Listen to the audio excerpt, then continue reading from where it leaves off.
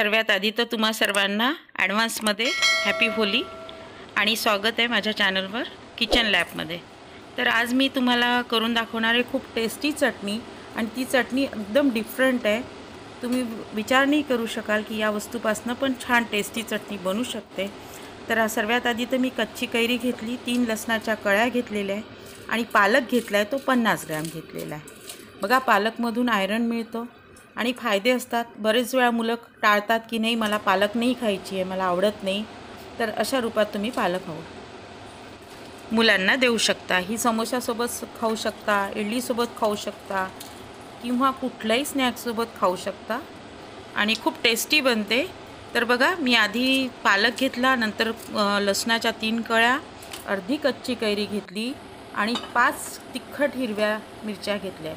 आता मी पॅन ठेवलं, सर्व आधी कापून घेतलं, स्वच्छ धुवून कापून घेतलेलं आहे। आता मी पॅन ठेवलं, पॅनमध्ये मी आधी तेल टाकते। तेल मी 3 ते 4 चमचे घेतले आहे, छोट्या चमच्याने, जास्त नको आहे। आणि बघा आता मी त्याच्यामध्ये थोडे जिरे टाकते, थोडे जिरे, अगदी अर्धा चमचा जिरा घेतला आहे। तर आणि हो, सर्वात आधी मी त्याच्यामध्ये लसूण टाकते आणि हिरव्या मिरच्या होऊ देते। नंतर एक एक करून सर्व वस्तू मी टाकणार आहे। ही चटणी तुम्ही आरामशीर बनवून फ्रीजमध्ये ठेवून द्या, कुठल्याही पदार्थासोबत टेस्टीच लागणार आहे। हां, मी तीळ घेतले, एक मोठा चमचा, म्हणजे समजा छोट्या वाटीनी अर्धी वाटी। तर बघा आता मी त्याच्यामध्ये पालक कोथिंबीर घालते, तीळ व्यवस्थित तडतडले। आता त्याच्यामध्ये कापलेली पालक आणि कोथिंबीर घालते, त्याला होऊ देते। नंतर मग मला त्याच्यामध्ये कच्ची कैरी टाकायची आहे। गॅस चुकून माझ्याच्यानी बंद झालेला। तर आता बघा मी ते होऊ देते व्यवस्थित आणि त्याच्यानंतर त्याला फक्त 1-1 मिनिट होऊ द्यायचं आहे, जास्त वेळ नाही, अगदी असं हलकंसं शेकायचं आहे। आता मी त्याच्यामध्ये थोडी कच्ची कैरीचे जे काप केलेले आहे ते टाकून घेते आणि त्याला पण 1 मिनिट होऊ देते व्यवस्थित।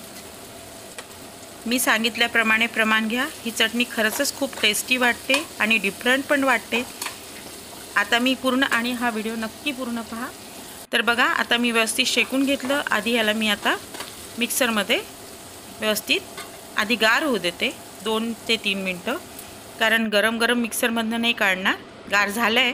आता मिक्सरमध्ये मी त्याला पूर्णपणे व्यवस्थित बारीक करून घेते। आता मिक्सरमधून काढताना त्याच्यामध्ये मी आधी त्याला मीठ घालते चवीनुसार आणि हिरव्या मिरच्या फार तिखट आहे, थोडं पाणी घालायचं आहे, थोडं प्लेन व्यवस्थित व्हावं म्हणून।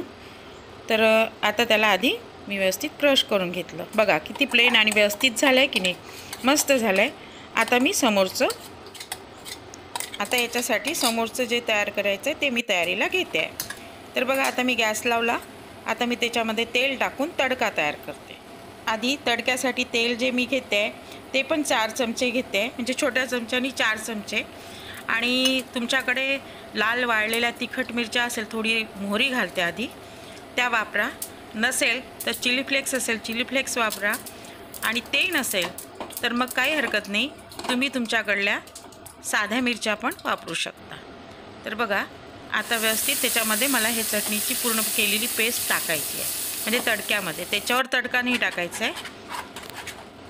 एक प्रकारची फोडणीच तयार केलेली आहे मी। तर बघा व्यवस्थित होऊ देते, आणखी 1 मिनिट होऊ देते। याचा कलर पण हिरवागार जसा आहे तसाच राहतो, याच्यामध्ये चेंजेस होत नाही, जसा कलर, आणि तो अट्रॅक्टिव्ह पण दिसतो बघा। आणि खायला पण एवढा टेस्टी वाटतो ना की तुम्ही एक वेळा कराल ना तर तुम्हाला वाटेल की नाही ही करायलाच पाहिजे। आता कैरीचा पण सीझन आहे, तुम्ही बनवा आणि मला सांगा की कशी वाटली तुम्हाला ही रेसिपी।